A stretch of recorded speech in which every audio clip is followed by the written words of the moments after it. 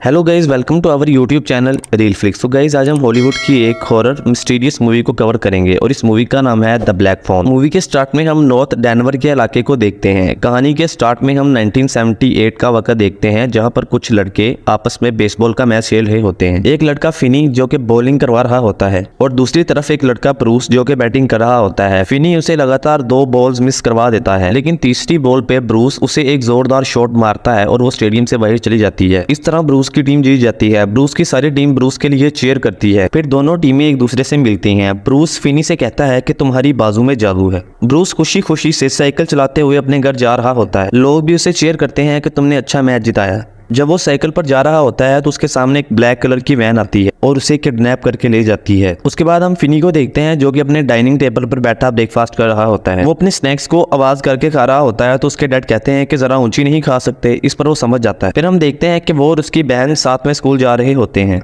वो एक पोस्टर देखते हैं जिस पर लिखा होता है कि मिसिंग ब्रूस, यानी कि वो लड़का जो कि किडनैप हो गया था। फिर फिनी अपनी बहन ग्वेन से पूछता है कि क्या तुम्हें लगता है कि ये मिल जाएगा। तो ग्वेन कहती है कि अगर ये मिल भी गया तो कोई खुश नहीं होगा। उसके बाद वो स्कूल की तरफ जाते हैं तो देखते हैं कि स्कूल के बाहर 2 लड़के मूज और रॉबिन आपस में लड़ रहे होते हैं। रॉबिन मूज को बहुत अच्छे तरीके से धोता है। फिनी फिर अपनी बहन से कहता है कि चलो यहाँ से। ग्वेन कहती है कि वो मूज ही था ना जिसकी रॉबिन ने बैंड बजाई। तो फिनी कहता है कि हाँ। ग्वेन कहती है कि उसके साथ ऐसा ही होना चाहिए था। मूज ने पिछले साल तुम्हारे नाक से खून निकाल दिया था। उसके बाद हम देखते हैं कि फिनी की क्लास चल रही होती है। फिनी डेस्क पर बैठा अपनी पेंसिल के साथ खेल रहा होता है। जब स्कूल को छुट्टी होती है तो फिनी भागकर टॉयलेट में छुप जाता है। वहां पर कुछ लड़के आकर कहते हैं कि फिनी बाहर आ जा वरना हम तुम्हें नहीं छोड़ेंगे। ये सुनते ही फिनी टॉयलेट से बाहर आ जाता है। वहां पर रॉबिन आता है और कहता है कि तुम लोग यहाँ क्या कर रहे हो। अगर तुम लोगों ने फिनी को हाथ भी लगाया तो मैं तुम सबका मुंह तोड़ दूंगा। फिनी फिर रॉबिन से पूछता है कि क्या तुम्हारा मूज के साथ लड़ना जरूरी था। रॉबिन कहता है कि हाँ, वो कई दिनों से मुझे परेशान कर रहा था। उसके बाद हम देखते हैं कि फिनी की बहन ग्वेन अपनी क्लास ले रही होती है। तभी वहां पर एक मैडम आती है और कहती है कि तुम्हें प्रिंसिपल ने अपने रूम में बुलाया है। ग्वेन जब प्रिंसिपल के ऑफिस में आती है तो वो देखती है कि वहां पर 2 ऑफिसर खड़े हैं। वो पूछते हैं कि क्या तुम्हें पता है कि ब्रूस किडनैप हो चुका है।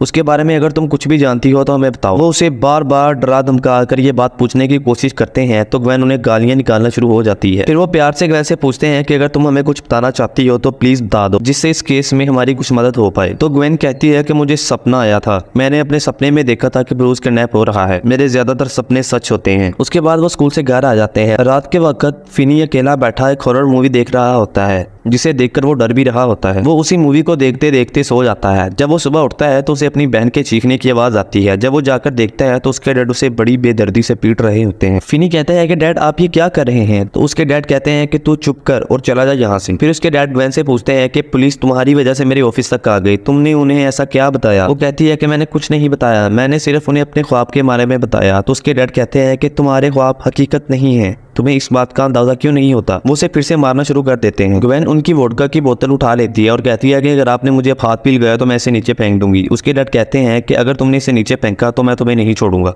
वो उसे नीचे फेंक देती है। उसके डैड उसे थोड़ा मारने के बाद कहते हैं कि जाओ फिनी के साथ बैठकर टीवी देखो। उसके बाद हम देखते हैं कि रॉबिन घूम रहा होता है। तभी उसके सामने से वो ब्लैक वैन आती है। उसमें से एक आदमी उसकी तरफ बढ़ता है और उसे भी किडनैप कर लेता है। फिर फिनी के डैड को एक फोन कॉल आती है। वो उस कॉल को सुनने के बाद फिनी से कहते हैं कि क्या तुम्हारा कोई दोस्त था रॉबिन। तो फिनी कहता है कि हाँ, वो मेरा स्कूल का दोस्त है। इस पर वो अपने डैड से पूछता है कि उसे क्या हुआ। इस पर उसके डैड उसे कोई जवाब नहीं देते और वहां से चले जाते हैं। फिनी समझ आता है कि उसका दोस्त रॉबिन भी किडनैप हो गया है। उसके बाद हम रात का वक्त देखते हैं। फिनी अपनी बहन ग्वेन से कहता है कि क्या तुम मेरे लिए एक सपना देख सकती हो और रॉबिन को ढूंढ सकती हो। तो उसकी बहन कहती है कि सपने ऐसे नहीं आते। जिस पर फिनी कहता है कि तुम कोशिश करके देखो। वो कहती है कि मैं कई दफा कोशिश कर चुकी हूँ। फिनी कहता है कि एक दफा दोबारा कोशिश करके देखो। ग्वेन फिर गॉड से प्रेयर करने लगती है और कहती है कि मेरे भाई के दोस्त को ढूंढने में हमारी मदद करो। अगले दिन सुबह सुबह उनके दरवाजे पर नॉक होती है। उसके डैड दरवाजा खोलने जाते हैं तो देखते हैं कि बाहर 2 इंस्पेक्टर खड़े हैं। उसके डैड कहते हैं कि ओ गॉड, अब ग्वेन ने क्या कर दिया।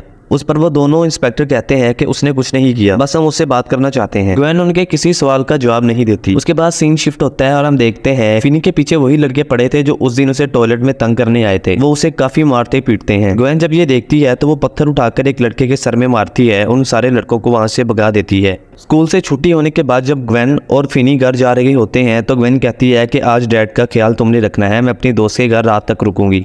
फिनी कहता है कि ठीक है। फिनी जब घर जा रहा होता है तो उसके सामने एक काली वैन खड़ी होती है जिसमें से एक आदमी निकलता है जिसने काफी सारा सामान पकड़ा होता है। वो सारा सामान उसे गिर जाता है। फिनी कहता है कि क्या मैं आपकी मदद कर दूं इस सारे सामान को उठाने में। वो आदमी फिनी को कहता है कि मैं पार्ट टाइम जादूगर भी हूँ, क्या तुम मेरा जादू देखना चाहोगी? तो फिनी कहता है कि हाँ। फिनी जब उसकी कार के अंदर देखते हैं तो कहता है कि क्या वो काले बलून है? तो वो आदमी कहता है कि हाँ। फिर वो गाड़ी का दरवाजा खोलते हैं और उन काले बलूनों को बाहर निकाल कर फिनी को उसके अंदर डाल देता है। वो फिनी को बेहोश करके अपने साथ घर में ले जाता है। फिर वो किडनैपर फिनी से कहता है कि तुम मेरी बात मानोगे तो मैं तुम्हें कुछ नहीं कहूंगा। वो फिनी से बातें कर रहा होता है और कहता है कि मैं तुम्हारे लिए सोडा लेकर आता हूँ और वापस आकर मैं तुम्हें सब कुछ समझाऊंगा। वो दरवाजे को लॉक करके वहां से चला जाता है। जिमी फिर उस कमरे को देखना शुरू कर देता है। वहां पर एक टॉयलेट होता है और वहां पर एक ब्लैक फोन लगा होता है। जिमी फिर उसे कॉल करने की कोशिश करता है तो देखता है कि उसको इलेक्ट्रिसिटी नहीं मिल रही, उसकी तार टूटी हुई है। फिर हम देखते हैं कि ग्वेन अपनी दोस्त के साथ खेल रही होती है तो उसकी फ्रेंड की मॉम कहती है कि ग्वेन तुम्हारे लिए तुम्हारे डैड का फोन आया है। तो उसके डैड पूछते हैं कि क्या फिनी तुम्हारे साथ है? तो वो कहती है कि नहीं डैड, दोपहर को वो अकेला चला गया था। फिर उसके डैड कहते हैं कि वो अभी तक घर नहीं पहुंचा। ये सुनकर ग्वेन वहां से भागकर अपने घर आ जाती है। जब वो अपने घर आती है तो देखती है कि बाहर पुलिस की गाड़ियां खड़ी हैं। ग्वेन फिर से प्रेयर करना शुरू कर देती है। फिर हम देखते हैं कि फिनी सो रहा होता है। उसे फोन की बेल की आवाज सुनाई देती है। वो उठकर फोन के रिसीवर को उठाता है तो पीछे से किडनैपर कहता है कि ये काम नहीं करता। बचपन में मुझे भी लगता था कि ये ठीक है लेकिन ये काम नहीं करता। किडनैपर फिर फिनी से कहता है कि तुम घर जाना चाहते हो और डरे हुए हो, मैं तुम्हें घर जाने दूंगा, लेकिन अभी मुझे कुछ काम है इसलिए मैं ऊपर जा रहा हूँ। फिनी कहता है कि क्या पुलिस आ गई है? अगर तुम मुझे जाने दोगे तो मैं किसी को कुछ नहीं बताऊंगा।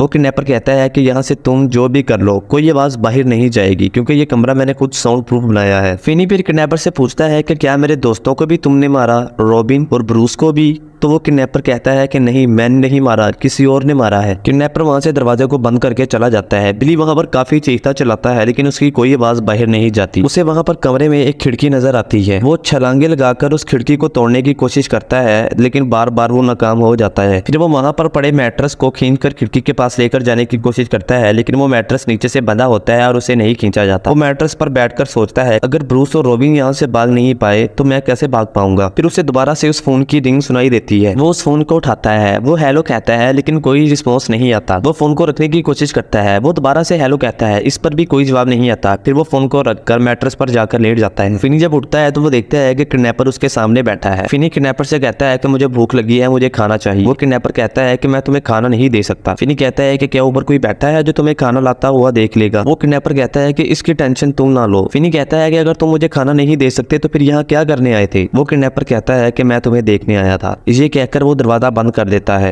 फिनी दोबारा से मैट्रेस पर लेट जाता है। उसे फिर से फोन की रिंग सुनाई देती है। वो फोन को उठाता है। वो फोन उठाने के बाद कहता है कि क्या कोई है। उस फोन में से काफी खौफनाक आवाज आती है जो कहती है कि फिनी। फिनी वो आवाज सुन के डर जाता है। वो फोन को रखकर पीछे हट जाता है। दोबारा से फोन की बेल बजती है। फिनी फोन को दोबारा काट देता है। फिर वो बेल लगातार बजती ही जाती है। फिनी फिर फोन को उठाता है। फोन में से आवाज आती है कि इस बार मत काटना। तो वो कहता है कि नहीं काटूंगा।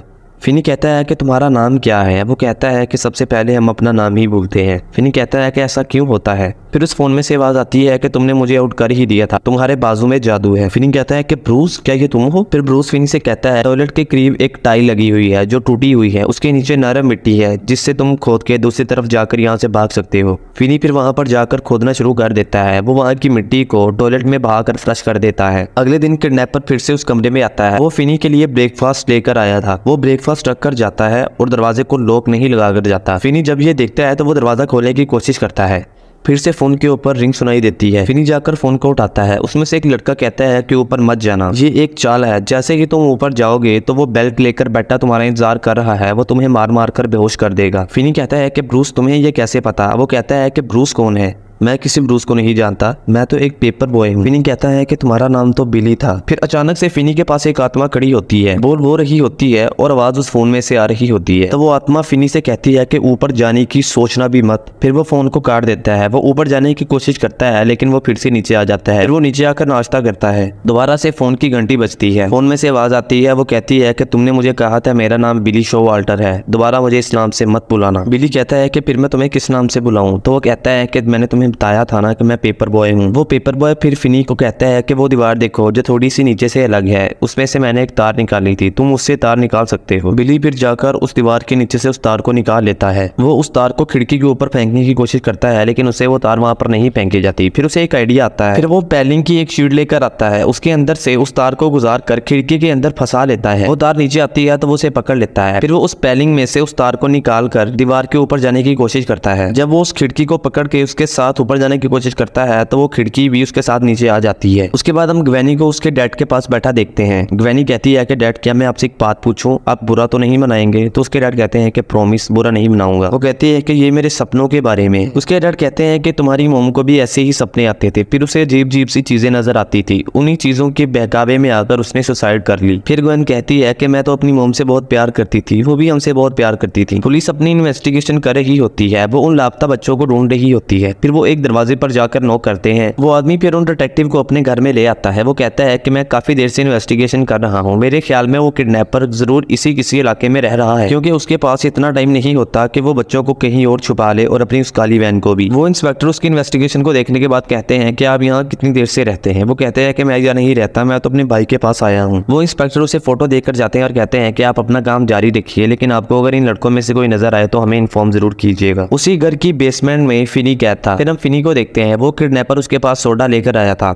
वो किडनैपर से पूछता है कि तुम्हारा नाम क्या है? फिनी कहता है कि मैं नहीं बताऊंगा। वो कहता है कि ना बताओ, मैं तो न्यूज़पेपर में देख ही लूंगा, वो बहुत बड़ा सारा करके तुम्हारा नाम लिखेंगे। फिर फिनी कहता है कि मेरा नाम टेलर मोलन है। वो किडनैपर उसके ऊपर एक न्यूज़पेपर फेंकता है और कहता है कि ये देखो, इसके ऊपर तुम्हारा नाम फिनी लिखा है। वो किडनैपर कहता है कि मुझे तुम अच्छे लगने लगे थे और मैं तुम्हें छोड़ने भी वाला था, लेकिन तुम्हारी इस झूठ की वजह से मैं तुम्हें नहीं छोड़ूंगा। वो किडनैपर दोबारा से दरवाजा बंद करता है, लेकिन उसे लॉक लगाए बगैर ही ऊपर चला जाता है। बिली उससे ऊपर जाने की कोशिश करता है तो दोबारा फोन की घंटी बजती है। ऊपर वो किडनैपर बेल्ट के साथ उसका इंतजार कर रहा होता है, लेकिन वो ऊपर नहीं आता। जब मैट्रेस के ऊपर सो रहा होता है तो उसे टिप टिप की आवाज सुनाई देती है। फिर वो पेंसिल की लाइट से इधर उधर देखने लगता है तो उसे अचानक एक बॉडी हवा में उठती हुई नजर आती है, जिसमें से खून नीचे गिर रहा था। वो बॉडी उस फोन की तरफ इशारा करती है। फिर वो उस फोन को उठाता है, उसमें से एक लड़की की आवाज आती है। वो कहती है कि वो ऊपर सो रहा है, तुम्हें जल्दी से जाना होगा। उसने दरवाजे का लॉक भी मेरी साइकिल के लॉक वाला लगाया है। फिनी उसे पूछता है कि तुम्हारी साइकिल का लॉक क्या था? वो कहती है कि मुझे याद नहीं, लेकिन मैंने इधर दीवार पर लिखा है। फिनी फिर दीवार पर देखता है तो वो लॉक 23317 होता है। वो दोबारा से फोन के ऊपर आता है और कहता है कि क्या तुम्हारा लॉक 23317 है या 23317 है? तुम्हारे उस लॉक का कॉम्बिनेशन क्या है? वो कहती है कि मुझे ये नहीं याद, तुम्हें हर लॉक को ट्राई करना होगा, लेकिन जल्दी, ये ना हो कि वो उठ जाए। फिर फिनी आहिस्ता से ऊपर जाता है। वो उस दरवाजे को खोल के मेन दरवाजे की तरफ बढ़ता है। वो बार बार कोशिश करने के बाद लॉक को खोल लेता है, लेकिन जब वो दरवाजा खोलता है तो वहां पर एक कुत्ता भौंक पड़ता है, जिससे उस किडनैपर की आंख खुल जाती है। फिनी वहां से भागने की कोशिश करता है, लेकिन वो किडनैपर गाड़ी से उसका पीछा करके उसे पकड़ लेता है। दोबारा से उस फोन की घंटी बजती है। फिनी उस फोन को जाकर उठाता है तो उसमें से एक लड़का बोलता है। वो कहता है कि तुम्हारा आखिरी दिन आ गया है। दूसरी तरफ ग्वेन को भी सपना आता है। वो सपने में उस घर को देख लेती है। फिर वो पुलिस के इंस्पेक्टर को फोन करती है और कहती है कि मुझे घर के बारे में सपना आ गया है। फोन पर वो लड़का कहता है कि टॉयलेट के पास तुम दीवार को तोड़ोगे तो तुम फ्रीजर के पास पहुंच जाओगे। बिली जाकर टॉयलेट के पास उस दीवार को टॉयलेट के ढक्कन के साथ तोड़ना शुरू कर देता है, लेकिन वो फ्रीजर का दरवाजा नहीं खोल पाता। फिर वो रोने लगता है और आकर मैट्रेस पर बैठ जाता है। फोन की घंटी दोबारा बजती है। फिनी आकर फोन को उठाता है। फोन में से एक लड़का कहता है कि फिन तू रो रहा है, मैं देख सकता हूँ, मैं शुरू से ही तुम्हारे साथ था। फिनी कहता है कि रॉबिन क्या ये तुम हो? तो वो कहता है कि हाँ। रॉबिन कहता है कि उसी किडनैपर ने हम सबको मारा है जो तुम्हें यहाँ उठाकर ले आया है। रॉबिन उसे कहता है कि रो मत, तुझे अकेले ही उसका सामना करना होगा। रॉबिन फिर फिनी से कहता है कि तुम इस फोन के रिसीवर को मिट्टी के साथ भरो और ट्रेनिंग करो। अगर मैं उसे नहीं मार पाया तो फिनी तू उसे मारेगा। मैं तुझे बताता हूँ कि तुझे क्या करना है। रॉबिन फिनी से कहता है कि एक कदम पीछे ले, एक कदम आगे और फोन को घुमा।